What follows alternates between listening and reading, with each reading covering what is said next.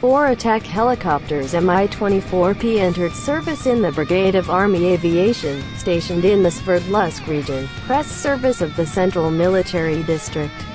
According to the report, the helicopters arrived at the airfield part of its course. The command of the brigade said that the new machine will enhance the combat capabilities of the Brigade of Army Aviation. In addition, the helicopters will be used in tactical exercises.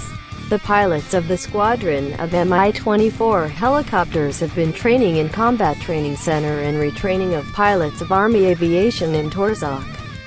Link helicopter today landed at the military airport in Sverdlovsk Oblast. The message reads. The press service noted that the first 6 helicopters Mi-24P, the pilots and crew of Army Aviation, received in December of last year, and in March the brigade received 4 more helicopters of this type.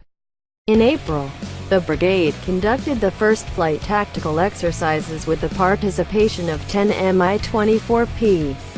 Now, taking into account the newly arrived machines, the brigade is already 14 new attack helicopters Mi-24P.